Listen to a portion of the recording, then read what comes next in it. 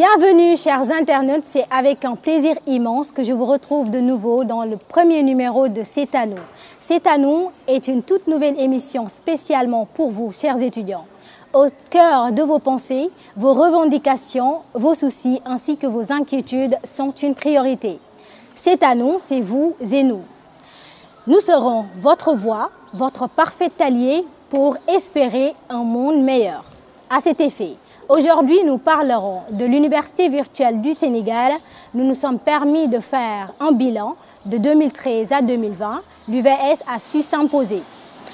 Prouver sa légitimité a été une toute priorité pour eux. Cependant, en ce contexte de la crise pandémique, son travail est remis en question, non pas par ses prouesses, mais plutôt par ses énormes revendications qui persistent encore et encore. L'Université virtuelle du Sénégal présente d'énormes problèmes, par exemple la problématique due à la plateforme, exemple du retard imminent du calendrier universitaire et ajouté au problème des examens en ligne. Est-ce que l'Université virtuelle du Sénégal est prête pour des examens en ligne? Voire, est-ce que les étudiants sont prêts à subir des examens en ligne tout en sachant que la connectivité cause d'énormes problèmes et voire même de l'insuffisance? Plein de questions vous tarautent l'esprit et nous y répondrons en toute complicité avec mes invités. Tout à fait à ma droite, nous avons M. Mohamed Ndiaye, étudiant en licence 3. Vous êtes actuellement le président du BENO de Kaolack. Vous êtes le président de la FENOVS ainsi que de la CRENO. Bonjour M. Ndiaye. C'est un plaisir de vous avoir à Keur Massar. Et à gauche, nous avons Ousmane Diédhiou, étudiant en Master Management des collectivités territoriales et du développement local. Vous avez été président du BENO de Keur Massar de 2018 à 2019. Vous avez été aussi président de la CRENO ainsi que du BENO ainsi que de la FENOVS. Bienvenue à vous. Merci. Alors, chers étudiants, je dirais que vous êtes bien représentés pour une première question. Je me dirige vers vous, Monsieur Mohamed. Comment trouvez-vous le contexte actuel de la pandémie du coronavirus par rapport donc, au travail, je dirais, du fonctionnement de l'Université virtuelle du Sénégal? Alors, merci Fidiatou. Bonsoir à tous. Bonsoir Fidiatou. Bonsoir mon grand frère Ousmane Diédhiou. Fidiatou, merci beaucoup pour votre pertinente question qui est l'UVS et la pandémie. Donc là, on peut dire justement que la pandémie a frappé l'UVS comme les autres universités. Mais l'UVS a pu résister quand même. Mais comment? N'est-ce pas? En utilisant le télétravail que beaucoup d'universités et d'institutions sollicitent aujourd'hui à l'UVS. C'est très difficile de travailler à distance. C'est très difficile de travailler à distance. Mais quand même, l'UVS a pu résister à cela. Maintenant, la pandémie aussi, il a causé des retards par rapport aux examens. Parce que finalement, c'est finalement que l'administration a adopté les examens en ligne. Mais avant, c'était justement présentiel. Donc là, il a un grand retard sur ça.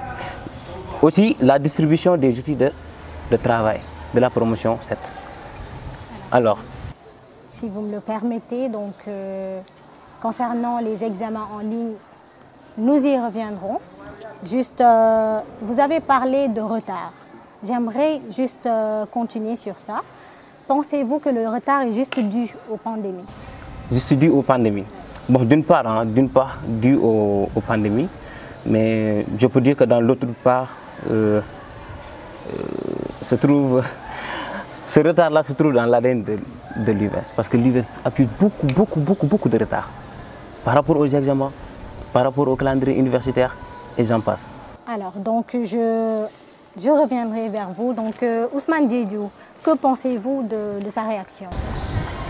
Merci beaucoup. Permettez-moi d'abord, de saluer mon frère Ndiaye, Mamadou Ndiaye, l'actuel président de la Fédération nationale des étudiants de l'UVS. Et permettez-moi également de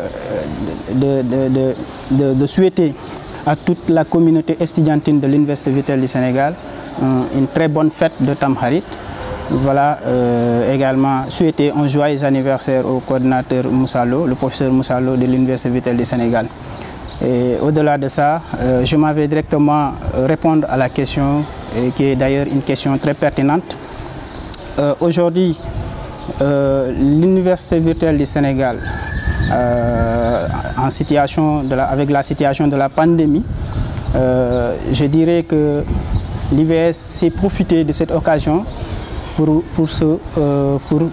gagner le terrain, pour montrer son expertise, pour donner raison au professeur Mary Teuw Niane qui disait que l'Université Vittel du Sénégal, c'est l'avenir de l'enseignement supérieur du Sénégal.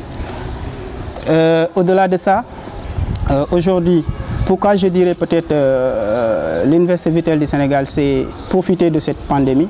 Vous n'êtes pas sans savoir qu'aujourd'hui, avec cette situation de la pandémie, toutes les universités classiques, je fais allusion à l'ICAD, à UGB, à Sansec, Université Thiès, Bambey, etc.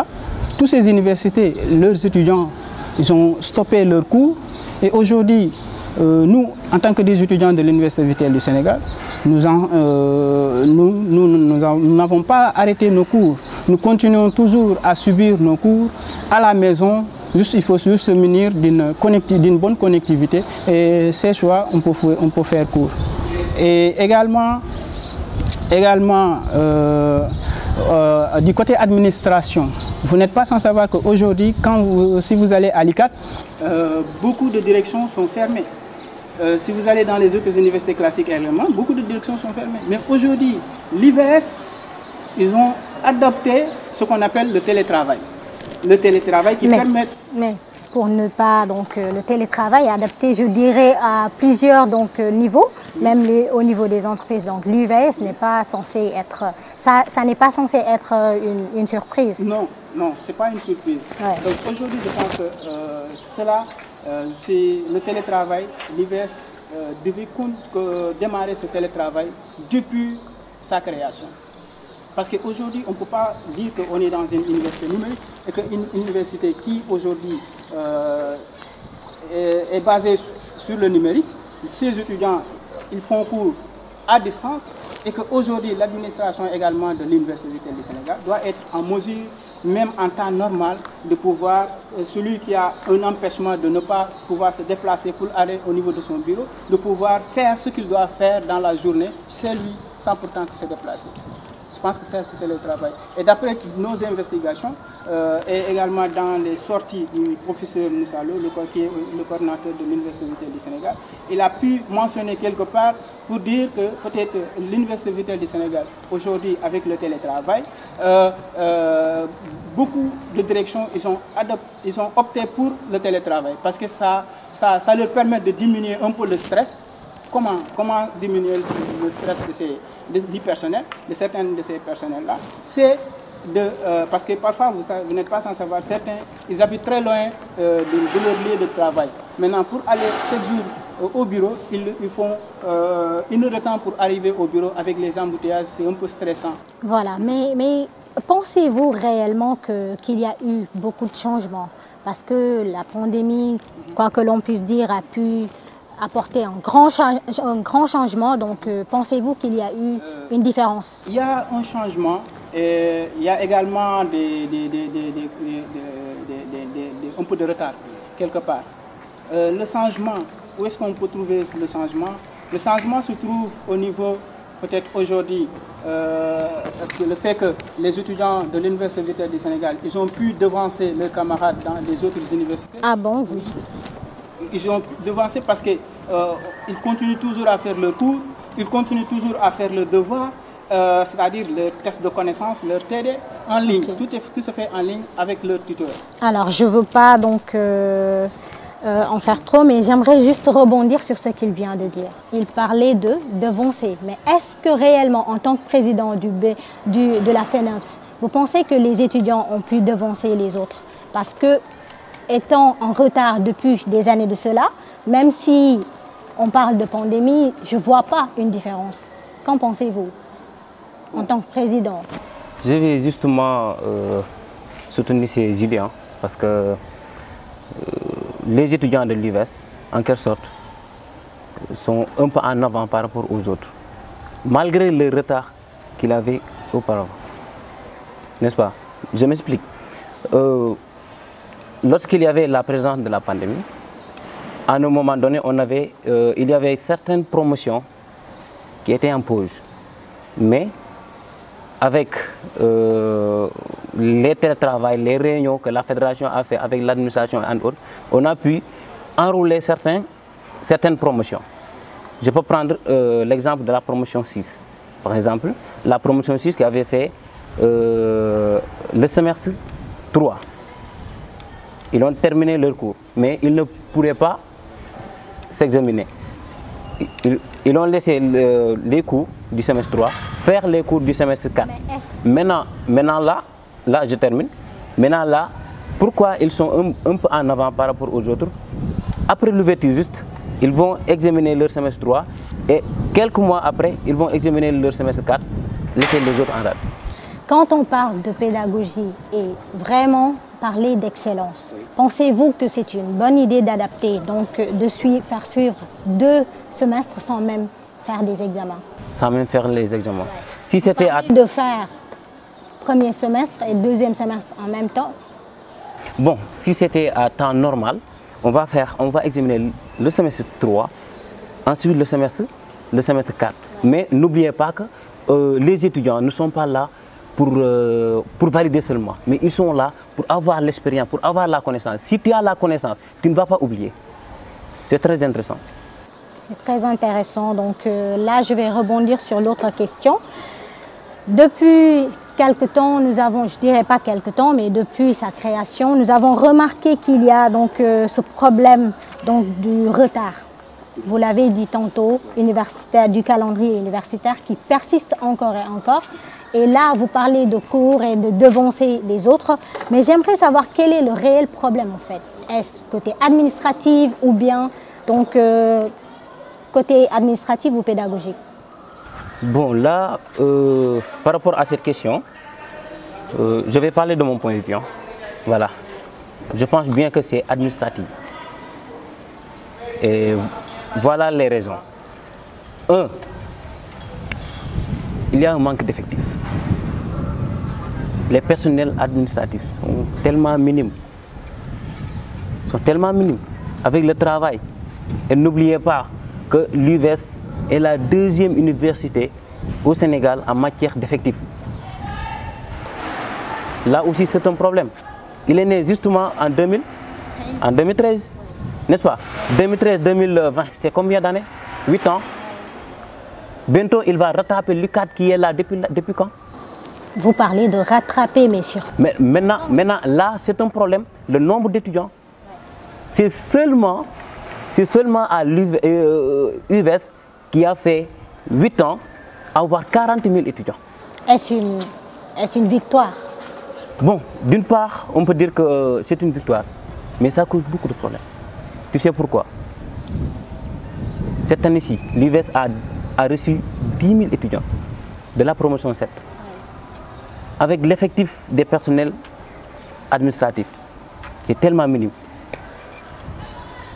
C'est tellement compliqué. Mais aussi par rapport aux examens. Parce que avant... Là, je pense que nous allons en rester... Bon, c'est un problème qui a causé aussi, les retards au niveau des calendriers universitaires.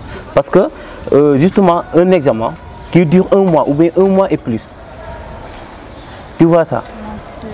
1 mois ou 1 mois de plus, sans compter le temps qu'ils vont prendre pour corriger les copies. Donc forcément, ils auront du retard. Maintenant, pourquoi pas de décentraliser les tuteurs et les correcteurs au niveau des jeunes? Vous l'avez dit tout à l'heure, je vais rebondir sur ça. Donc, qu'en pensez-vous? Pensez-vous que c'est un problème administratif, voire pédagogique? Le retard du calendrier universitaire. Oui. Bon, je pense que le retard du calendrier universitaire, c'est un problème qui a beaucoup perduré à l'Université virtuelle du Sénégal. Et je pense que la fédération, en tant qu'instance suprême en termes de représentativité des étudiants de l'Université virtuelle du Sénégal, ça a toujours été son combat de réguler, de faire de telle sorte que ce problème de calendrier universitaire soit résolu. Comment? Nous savons nettement que l'étudiant, quand on est étudiant, surtout quand on est représentant des étudiants, on peut pas, nous ne pouvons pas régler ces situations. Mais quand on est une instance de représentativité, ce qu'on attend de cette instance de représentativité, c'est quoi? C'est à chaque fois de mettre de la pression aux autorités compétentes qui également de leur part essayer de mettre à disposition des solutions concrètes et très palpables qui pourront nous mener à régler cette situation de calendrier universitaire. Maintenant, la responsabilité, elle est partagée du point de vue pédagogique, du point de vue d'infrastructure, également du point de vue également managérial. Aujourd'hui, quand je parle de point de vue pédagogique, je fais allusion à la DEFIP, qui est également aujourd'hui la direction de la formation et de l'ingénierie pédagogique de l'Université virtuelle du Sénégal. Aujourd'hui, cette direction, elle est en train de mettre en place des actions pour pallier à ce problème, mais également elle est en train d'essayer de faire de son mieux et proposer. Mais à chaque fois, il y a des manquements. Et maintenant, ces manquements-là, c'est aux étudiants de dire, voilà également, de faire également une politique participative. C'est-à-dire c'est quoi? C'est d'impliquer aux étudiants sur cette affaire. Également, les étudiants, ils vont essayer de proposer, parce que l'étudiant n'est pas là tout simplement pour critiquer, pour revendiquer, mais également c'est un intellectuel. Il doit également, au-delà de soulever le problème, de donner une proposition en fonction à son niveau. Également, ce qui permettra également à l'administration. Mais également, sur le problème du calendrier universitaire, je pense que ce qui a plus causé ce problème d'évaluation, c'est les examens. J'en profite pour dire que pour ces évaluations en ligne que l'IVS, excusez-moi de frotter un peu cette question, que l'IVS vient juste de mettre en place. Attendez, parce que tout à l'heure, vous avez à compter. Nous allons en parler des examens en ligne parce que ça constitue un point très essentiel. Mais avant ça, vous avez parlé de représentativité. Aujourd'hui, vous êtes le président de la FENEUS et vous avez été ancien président de la FENEUS. Selon vous, ce problème de représentativité, c'est au niveau de cette organisation, voire c'est au niveau de l'administration elle-même? Le problème de représentativité des étudiants de l'Université virtuelle du Sénégal, l'administration de l'IVS, elle a une part là-dessus, et que la fédération également, et les différents présidents des BNO également, ils ont une part là-dessus. Je m'explique. C'est-à-dire aujourd'hui, quand je parle de l'administration de l'IVS a une part là-dessus, c'est parce que l'administration de l'IVS ne doit pas imposer à la fédération de le dire, vous allez faire ici, regardez ici, ne pas faire ici, etc. Mais c'est ce que vous faites. Non, ne dis pas c'est ce que vous faites aujourd'hui. Je pense que je parle, aujourd'hui quand je suis là pour parler de la fédération, je parle en termes d'expérience et également en tant qu'ancien représentant des étudiants. Je pense que nous, la fédération de 2019, on a toujours nous avons toujours fait preuve de responsabilité, preuve également d'engagement et de détermination, mais sans pourtant avoir froid aux yeux à l'administration. Quand l'administration commet des erreurs quelque part, nous, on se lève pour dire non à cela et que tous les étudiants nous soutiennent en ce sens. Parce que la force de la fédération, de représentativité des étudiants, c'est que quand je suis président de la fédération, j'ai à cette époque, j'avais 29 000 étudiants derrière moi. 29 000 étudiants. Nous faisons des assemblées nationales au niveau national, sur tout le territoire national, une assemblée générale pour dénoncer les problèmes que rencontrent les étudiants de l'UVS, pour dénoncer également les défaillances de l'administration, également, et que les étudiants, nous donnons également c'est-à-dire l'opportunité aux étudiants de donner leur point de vue et leur point d'action. C'est vrai, mais vous parlez de l'ancien président, vous parlez de votre régime, je dirais. Là, vous avez pu évoquer quelques exploits que vous avez pu faire. Vous avez donc, si j'ai bien compris, été à la hauteur. Non, donc, pas tout à fait, parce qu'on je dis bien, mais c'est ce que les étudiants attendent de vous.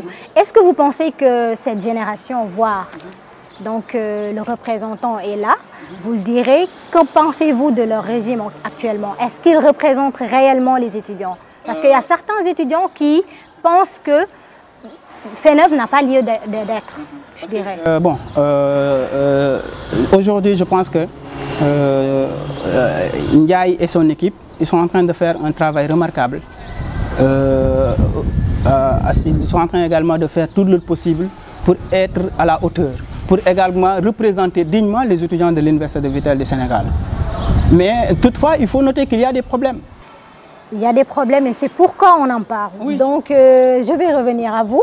Vous êtes actuellement le président, d'autant plus il y a certains étudiants qui se disent que FENOV ne les représente pas comme il le faut. Est-ce que c'est juste que parce que vous êtes avec de mèches avec l'administration, voire vous avez peur, voire vous manquez d'autorité?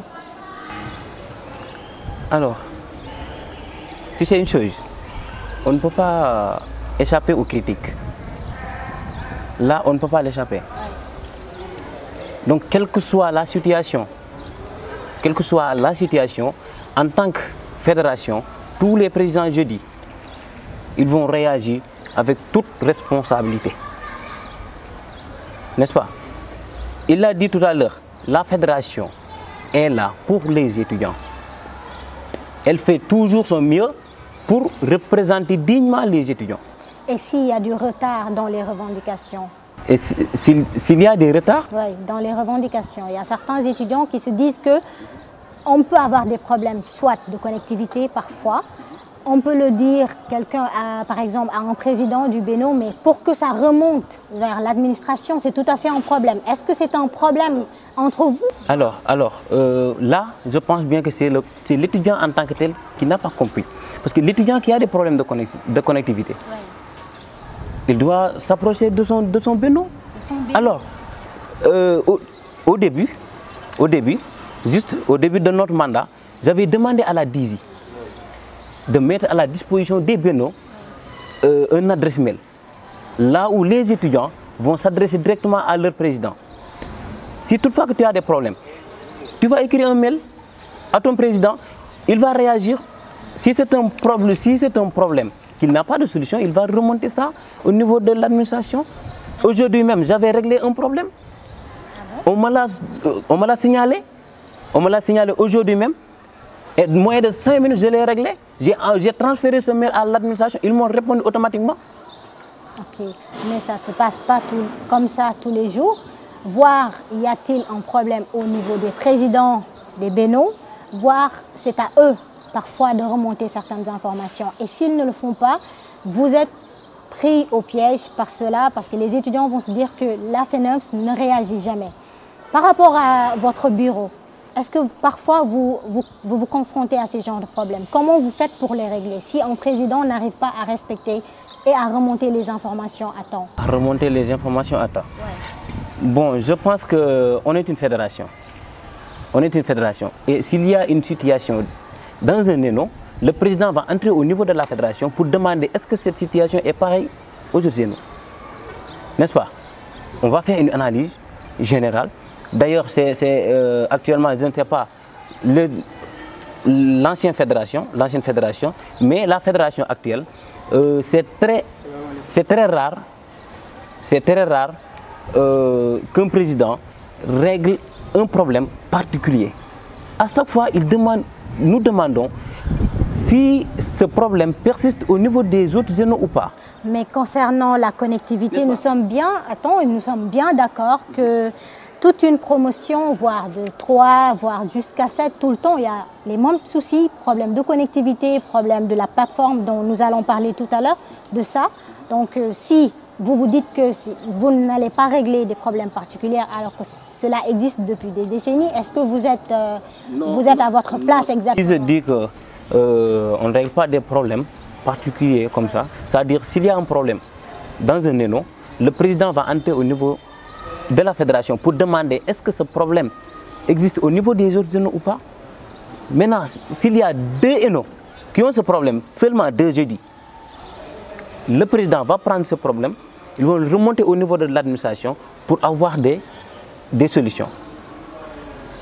Tu as compris? Oui.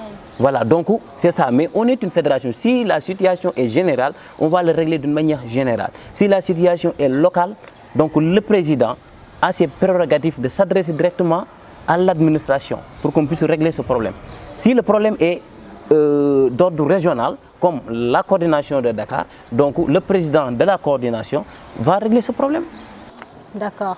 Alors, Ousmane Diédhiou, en ce moment, je m'adresse à vous en tant qu'observateur, je dirais. Vous avez été ancien, mais quand même, dites-nous votre point de vue. Pensez-vous qu'aujourd'hui, l'existence de la FENOMS a lieu si les étudiants ont la possibilité, par exemple, de faire leurs propres revendications? Quand on prend l'exemple de la promotion 7, ils ont su prendre les devants, faire des reportages, par exemple, aller dans d'autres télévisions pour s'exprimer. Est-ce que vous avez lieu d'exister en tant qu'observateur?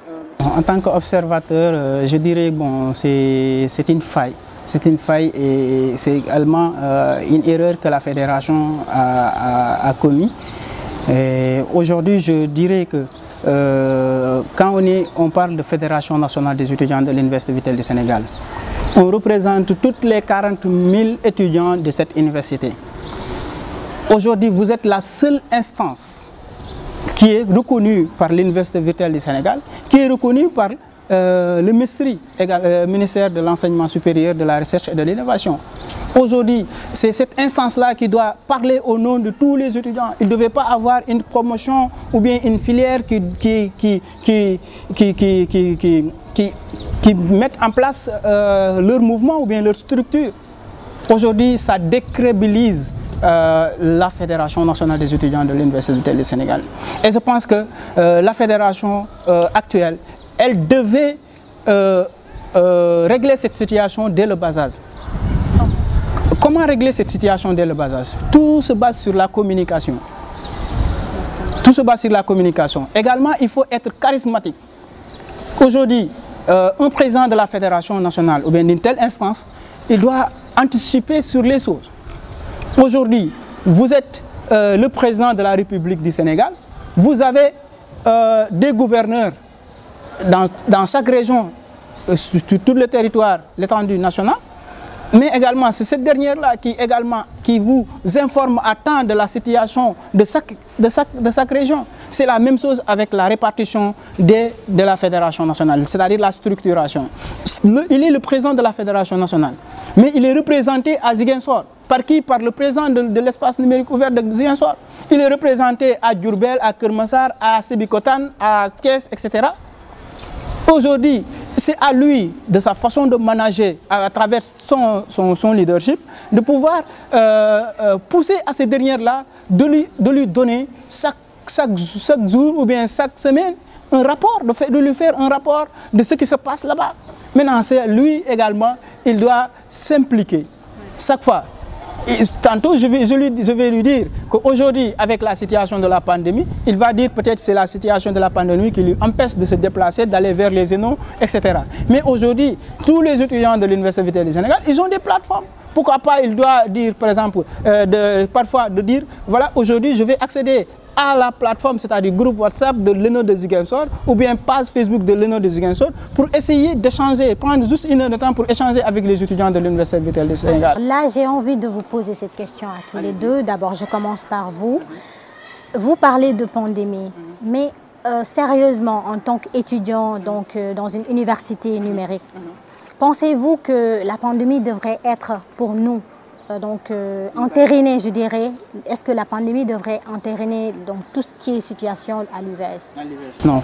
Pourtant, il y a certains, on empêche certains étudiants peut-être d'être présents dans les autres, dans les ENO, mais tout autant, il y a des cours qui manquent, voire il y a des professeurs qui ne font pas cours parfois.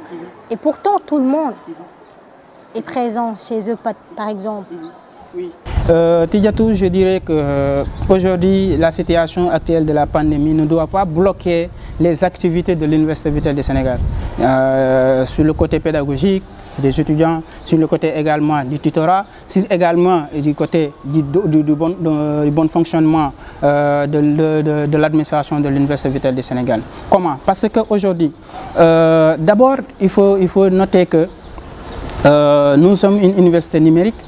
Et aujourd'hui, si vous avez parlé de non-accès au sein des ENO par les étudiants, aujourd'hui, si cela est arrivé, c'est parce que le professeur Moussalou, qui est aujourd'hui le coordinateur de l'Université Vitelle du Sénégal, lui, il sait nettement que l'Université Vitelle du Sénégal, c'est une université publique comme toutes les autres universités. Et aujourd'hui, nous sommes sous la tutelle du MISRI. Également le ministère de l'Enseignement supérieur, de la Recherche et de l'Innovation. Aujourd'hui, sur la décision du président de la République, sur lequel de fermer toutes les universités et écoles, nous sommes également dans l'obligation de respecter cela. Oui. Parce que vous n'êtes pas sans savoir qu'aujourd'hui, l'accès des ENO, beaucoup des étudiants, parfois, ils ont des problèmes de connectivité avec la connectivité. Alors c'est là que je vais rebondir sur le président de la FENOPS.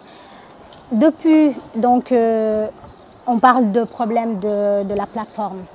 Paraît-il que c'est la licence de la salle TD qui est expirée. Qu'est-ce que vous avez pu faire par rapport à cela? Ok, mais est-ce que, si vous me le permettez, je vais parler justement sur les mouvements du monde des étudiants et en autres. Comme tout à l'heure, il l'a très bien signalé, avant d'y continuer.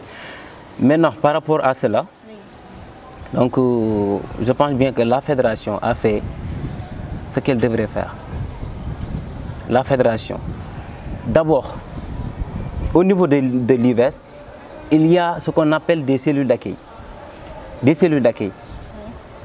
Chaque promotion sera accueillie par les cellules d'accueil et les bénos. Ils vont les expliquer carrément c'est quoi l'IVES. C'est quoi l'IVES. Mais avec la nouvelle promotion, il y a certainement des problèmes. Parce qu'il y a certains étudiants qui ne respectent pas les cours et en autres. Maintenant, sur ça, la fédération a beaucoup négocié avec l'administration. Avec l'administration, vous parlez de négociation, alors que faire des cours tout en étant confiné chez nous, je pensais que le problème de la plateforme était en droit. Ça ne devrait pas être, donc l'administration ne devait pas attendre pour que les jeunes étudiants puissent revendiquer pour faire des cours. Aujourd'hui, nous parlons de Google Meet. Plein d'étudiants n'ont pas pu faire cours à travers cela, ne manquent de recevoir des mails. La plupart des étudiants n'ont pas reçu de mails. Est-ce que vous avez fait quelque chose par rapport à cela? Je pense qu'on ne s'entend pas. Parce que moi, je parle justement sur les propos de Djedju. Alors, sur les propos de Djedju. Vous défendez Djedju de par la présence. Vous êtes d'accord? Non. Lorsqu'il a dit que la fédération, c'est une faille de la fédération, je dis. Mais je ne veux pas qu'on sorte un peu de ce contexte. Vous vouliez parler de des mouvements. Alors là, mais j'aimerais, c'est une question très importante, je parle de la plateforme. Je parle évidemment de Google Meet qui cause un problème, un réel problème aux étudiants. Nous manquons de recevoir vraiment des mails pour pouvoir accéder à la plateforme. Il y a beaucoup d'étudiants qui n'arrivent pas à recevoir les cours d'enregistrement. Y a-t-il eu donc des choses, vous avez parlé de négociation. Est-ce qu'il y a lieu de négocier? Ça devrait être un droit. Non, là, je ne dis pas négociation. Je dirais la négociation par rapport au problème des étudiants de la promotion 7. Je dis. Parce que là, la fédération avait tout fait, négocier avec l'administration pour qu'ils puissent alléger les choses. Mais concernant la plateforme Google Meet, concernant ça, donc là, je pense bien que ce n'est pas une négociation. Ça ne doit pas être une négociation. lorsqu'on a vu que, bon, on a migré vers le Google Meet et on a vu le communiqué, tous les présidents de la fédération sont allés pour vérifier. C'est quoi ça? On a vérifié, on a vu que effectivement c'est une plateforme, mais est-ce que c'est pareil avec l'autre? Mais est-ce que c'est confortable avec les besoins des étudiants? Et en autre, on a fait une rencontre, on a vu effectivement qu'il y a beaucoup de failles. On a écrit un mail à la DISI, on a écrit un mail à la DEFIP, n'est-ce pas? Mais malheureusement, les réponses n'étaient pas satisfaisantes. On a écrit un rapport, l'a envoyé au coordonnateur. Le coordonnateur voulait justement parler avec nous. Donc, à un moment donné, on avait tenu une réunion au niveau du siège. J'avais même délégué 3 présidents qui devraient assister à cette rencontre. Mais cette rencontre-là, on l'avait mixée avec les problèmes des étudiants de la promotion 7. Mais malheureusement, je dis, malheureusement, cette rencontre, il y avait beaucoup de problèmes avec les étudiants de la promotion 7. Et d'ailleurs même, bon, les étudiants avaient même agressé un président, tu vois. Voilà, donc on avait levé la séance et un autre. Mais jusqu'à présent, nous interpellons le coordonnateur pour savoir le pourquoi. Nous ignorons le pourquoi. La licence est expirée et en autres, nous ignorons. Parce qu'on n'a pas encore des explications valables, je dis. Valables. L'administration ne nous donne pas des explications valables. Et c'est une alerte aussi. C'est une alerte et que la fédération va bientôt parler sur ça. Et si la fédération va riposter avec l'administration, ce sera autre chose. Ce sera autre chose, comme on l'avait fait avec les examens en ligne, comme on l'avait fait avec les examens en ligne, lorsque l'administration voulait justement nous imposer les examens en ligne. C'est là que c'est là que je vais rebondir, parce que nous parlons de Google Meet avec tous ces failles, vous l'avez bien précisé, que si j'ai bien compris, vous n'avez pas reçu une réponse favorable par rapport à cela. Alors, concernant les examens en ligne, nous parlons d'examens en ligne alors que la connectivité cause problème. Si même Google Meet n'a pas pu, donc les étudiants n'ont pas pu être satisfaits par Google Meet, comment peuvent-ils faire des examens en ligne sans connectivité, sans réseau?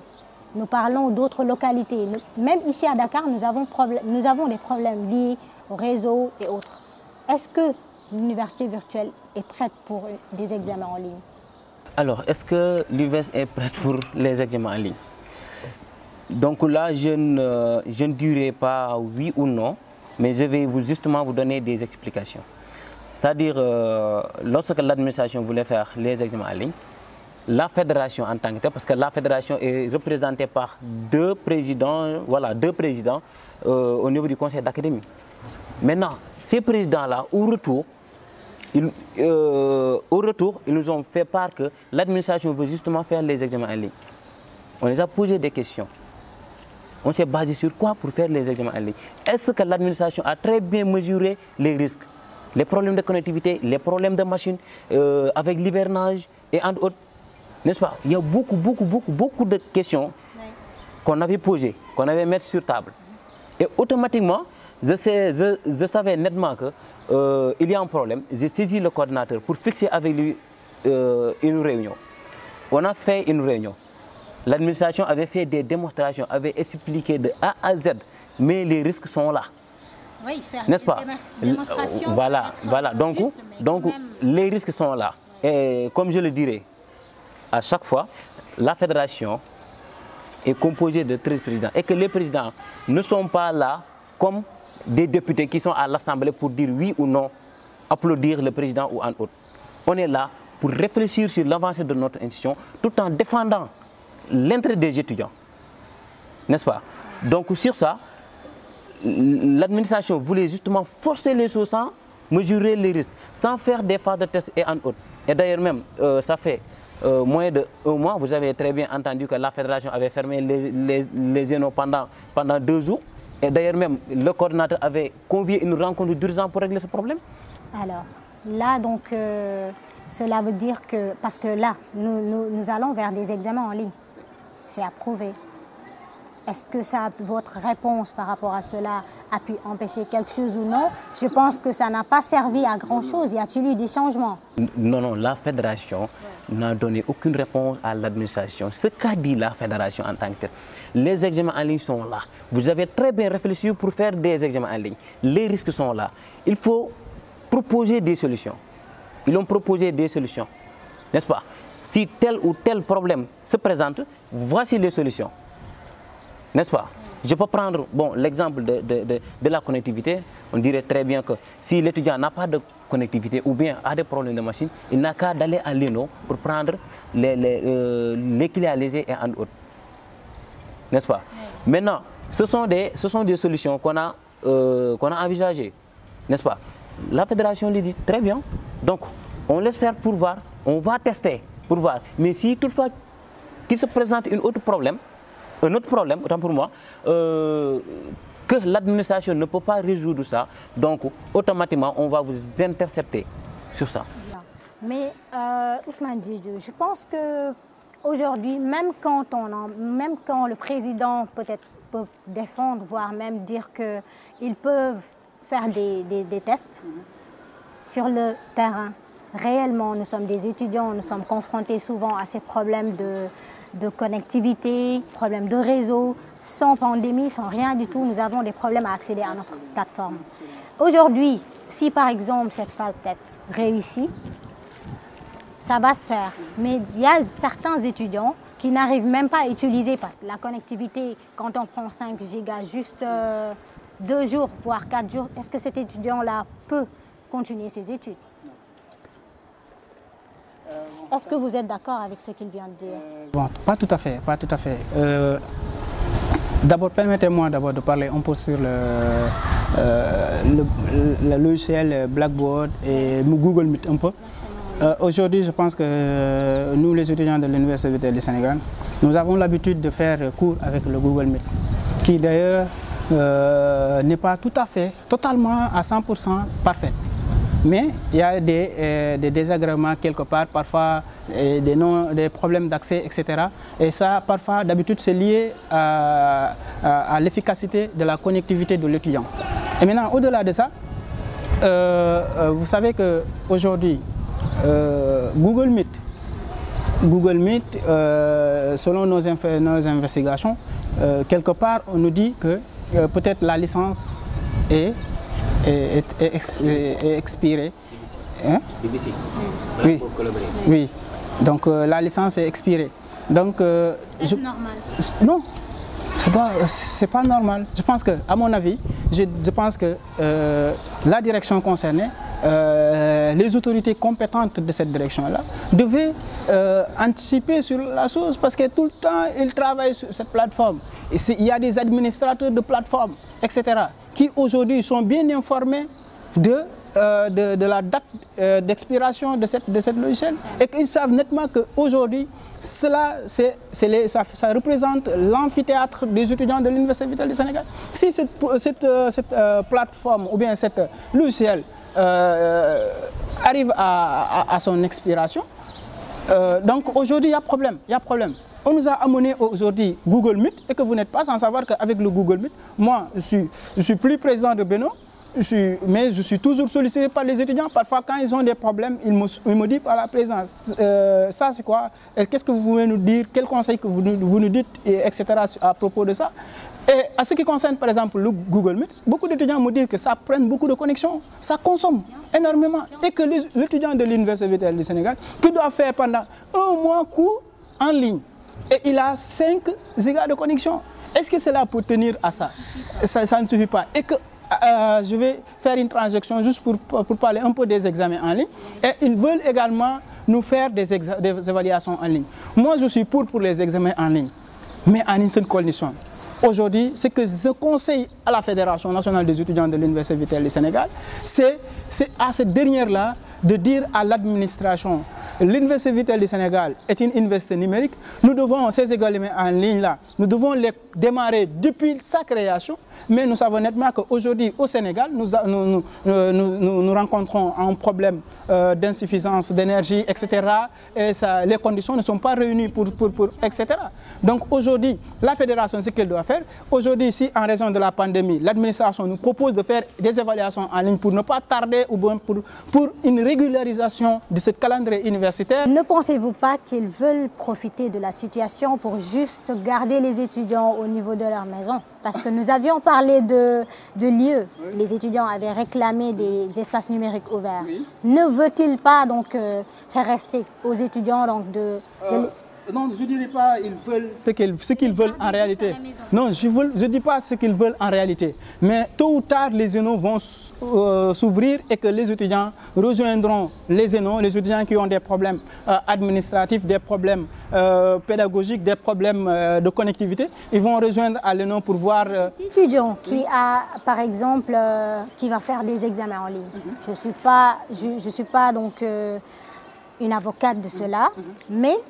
Je dirais que les espaces numériques ouverts avaient pour objectif donc de rassembler et de permettre aux étudiants d'avoir une certaine connexion, mais de s'entraider. Parce que quand on prend les derniers promotionnaires, ils ont été aidés par leurs anciens. Si des examens en ligne se réclament, les jeunes vont faire autre chose. Ils ne vont même pas revenir parfois dans les ENO.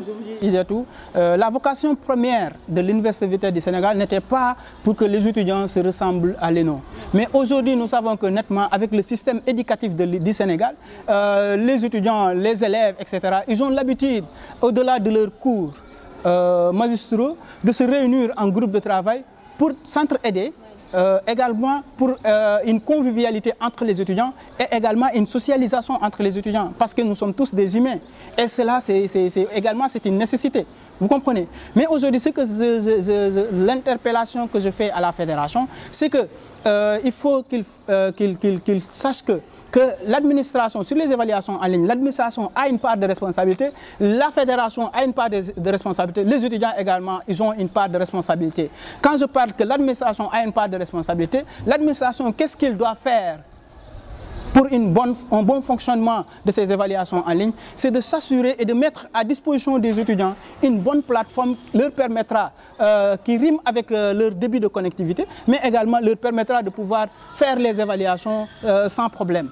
Parce que c'est leur avenir qui est en jeu, c'est l'avenir des étudiants qui est en jeu. Donc il faut que l'administration également prenne en sérieux, je suis désolé de ce terme, c'est-à-dire cette évaluation en ligne. Au-delà de ça, la fédération également a une part de responsabilité. Cette part de responsabilité de la fédération, c'est quoi? C'est d'inciter à l'administration de faire de tout son possible, de mettre à l'administration la pression pour qu'à chaque fois que l'administration sache que nous avons une fédération devant nous qui nous met de la pression. Donc il faut que les choses déroulent dans les règles de l'art. L'étudiant, quelle est sa responsabilité? L'étudiant, je suis étudiant, je dois faire de telle sorte que depuis 3 ans, ou bien depuis 2 ans, ou bien depuis 1 an, je suis à l'université, dans une université numérique, je dois faire de telle sorte que pour maîtriser les outils numériques, maîtriser mon ordinateur, maîtriser mon clavier, et mais de pouvoir faire une bonne mise en page d'un texte traité par Word. Aujourd'hui, je dis que je parle en connaissance de cause. Les étudiants de l'Université Vitelle du Sénégal, ils sont là à chaque fois de dire nous ne voulons pas faire des évaluations en ligne parce que c'est, je sais pas, la connectivité, etc. Mais en réalité, le problème n'est pas là. Où se trouve le problème? Le problème se trouve sur la... De paresse, en fait. De paresse intellectuelle, mais également de ce qu'on appelle aujourd'hui d'incompétence de la part des étudiants. Excusez-moi de ce terme. Non, mais je ne vous permettrai pas de rimer dessus. Parce que quand... Non, attendez, là, je ne suis pas d'accord du tout avec vous. Permettez-moi, je vais en venir. Quand je parle aujourd'hui d'incompétence, parce que c'est à l'Université Vitelle du Sénégal, cette incompétence qui est suscitée par cette paresse intellectuelle. Comment? Parce que l'étudiant de l'Université Vitelle du Sénégal, vous prenez par exemple les étudiants qui font de la promotion 5, qui sont aujourd'hui en licence 3. Oui. Vous faites un sondage. Et sur ce sondage, vous verrez que sur 100 étudiants que vous avez questionnés, vous verrez que 78% de ces étudiants, certains d'entre eux, ils n'ont jamais pris le temps de traiter leur TD par eux-mêmes. C'est Idiatou qui va traiter son TD par Word, faire la mise en page. Voilà, il balance il dépose son TD. Et voilà, Mohamed Ndiaye, vous êtes dans la même filière, il vient vous dire, Idiatou, vous avez déposé vos TD? Oui, oui, lancez-moi vos TD. Vous lui donnez ton TD que vous avez déjà traité. Il ne change aucun mot. Et il remet ce TD et il donne ça à un autre, ainsi de suite. Ça suscite la paresse intellectuelle. Là, je dirais que c'est de la paresse intellectuelle, mais parlons plutôt, donc je vais le prendre dans le sens où cet étudiant qui n'a pas une bonne connectivité, cet étudiant qui a un problème à accéder à son ordinateur à temps, à cet étudiant donc, qui, par exemple, n'a plus confiance à cette administration parce qu'à chaque fois qu'il a des soucis, à chaque fois qu'il a des problèmes, donc il n'a pas quelqu'un à ses côtés pour le booster, pour le permettre de savoir que l'UVS est là pour les étudiants. Est-ce que ça ne cause pas donc, une paresse? Ces étudiants se désintéressent de leur travail, ils se disent que je vais juste me limiter à faire des TD, voire copier des TD, pour les envoyer. Mais quand même, je n'espère rien de cette administration. C'est une responsabilité individuelle. C'est-à-dire l'étudiant, en tant que tel, étant un étudiant, tu dois prendre toutes tes responsabilités pour aller à la recherche du savoir. C'est-à-dire, moi, alors tout à l'heure, je l'avais signalé tout à l'heure, on ne doit pas apprendre pour passer seulement. On doit apprendre pour avoir l'expérience, pour avoir la connaissance. Comme quoi que j'avais parlé sur les problèmes d'enrôlement. Si on vous enrôle, au retour, tu peux examiner le semestre 3 par exemple, tout en sachant que tu as déjà fait les cours du semestre 4, mais tout ça dépend de la responsabilité de l'étudiant. Ouais. Maintenant, là où je vais terminer, c'est-à-dire l'étudiant qui a des problèmes doit se rapprocher au niveau du Beno. Moi, je balance mon numéro comme c'est pas possible. Je donne mon adresse mail comme c'est pas possible. Donc l'étudiant en tant que tel, s'il y a des soucis, dans toute institution, il y a des représentants, il y a des délégués, il y a des responsables qui sont là pour régler les problèmes. Donc si tu as des soucis, tu dois aller au niveau de l'ENO, rapprocher au niveau du Beno ou bien de l'administration locale. Ils vont le régler.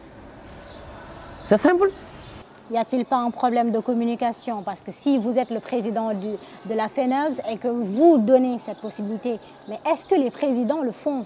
Est-ce qu'ils prennent le temps de parler aux étudiants? Est-ce qu'ils prennent le temps de se rapprocher des étudiants pour savoir donc qu'est-ce qui ne va pas et comment vont-ils faire pour les mettre en confiance? Vous savez une chose, oui. C'est-à-dire les présidents des Beno avaient adopté une méthode. C'est-à-dire entrer au niveau, ils vont prendre les clubs.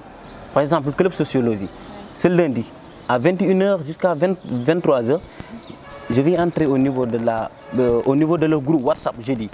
Il va aviser le président, peut-être 112 heures ou 48 heures avant.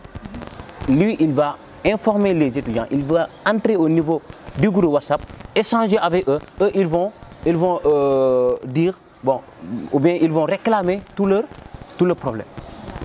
On va prendre note, les problèmes qu'on peut apporter des solutions, on va parler. Ce qui dépasse notre domaine de compétence, on va le... Malheureusement, nous sommes donc bientôt à la fin de cette émission. Le débat ne se terminera jamais, je dirais, parce que c'est un thème très intéressant et très important pour les étudiants. Pour une dernière question, je dirais que si vous devriez faire un bilan, alors, de 2015 à 2020, que pensiez-vous donc de l'UVS? On parle d'avancement, on parle de retard, voire même d'échec. Pourquoi pas? Alors, moi, je ne peux pas parler de 2015 parce qu'en 2015, j'étais au lycée. Ouais. Donc, je vais parler de 2018 parce que j'ai eu mon bac en 2017. Ouais. Voilà. Donc, 2018 jusqu'à 2020. Donc, durant ces 3 ans,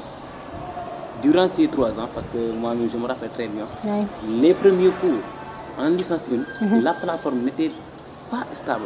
Il y avait beaucoup de problèmes, ouais. N'est-ce pas? Ouais. Aujourd'hui, bon, je me dirais que la plateforme a été réglée, mais le problème revient encore avec le Google Meet, n'est-ce pas? Et si vous comparez l'UVS de 2015 avec l'UVS de 2020, c'est diamétralement différent. C'est différent, c'est totalement différent. D'accord. Parce que, bon, l'UVS est aujourd'hui tellement sollicité par les institutions. L'UVS s'est profité à travers de cette pandémie pour montrer sa capacité. Je peux donner l'exemple même de Malifay qui est à Kaolack. Il a pu créer un site web, installer au niveau de ce site web une plateforme dénommée Meeting UVS. Cette plateforme-là, le Beno de Kaolack, fait toutes ses activités dans cette plateforme. Il y a Daouda Sarr qui est là, qui a créé une plateforme, n'est-ce pas? Nice. Et entre autres, donc là, ce sont des produits de l'UVS. Et l'UVS de 2018 ou bien 2017, si on le compare avec l'UVS de 2020, donc il y a un progrès. Donc là, on ne peut pas dire que tout est RAS, mais il y a des failles, mais les avancées sont plus importantes que les failles. Alors, est-ce que vous êtes d'accord de ces propos? Oui, je suis d'accord avec lui, mais je dirais pour parler un peu du bilan de l'UVS de 2015 à 2020, tout d'abord je dirais Alhamdulillah. Alhamdulillah, Alhamdulillah. Pourquoi? Parce qu'aujourd'hui, moi j'ai démarré l'Université Vitale du Sénégal en 2016. J'ai eu mon bac en 2016, donc 2016-2017, j'ai fait ma première année à l'Université Vitale du Sénégal. Et ça a coïncidé avec l'arrivée du professeur Moussa Lo. Vous comprenez? Et aujourd'hui, je ne dirais pas le travail qui a été fait avant n'était pas bon. Parce qu'aujourd'hui, le fondement, c'était le début de l'UVS, avec l'ancien coordinateur, c'est lui avec son équipe qui ont mis en place le fondement de l'Université Vitale du Sénégal en collaboration avec le professeur Marité Ounian. Également l'arrivée du professeur Moussa Lo. Auparavant, l'UVS, il y avait beaucoup de problèmes. Moi, certains problèmes que l'UVS rencontrait de 2013 en 2015, je n'étais pas présent, mais j'ai fait des investigations parce que je tenais à cœur cette université.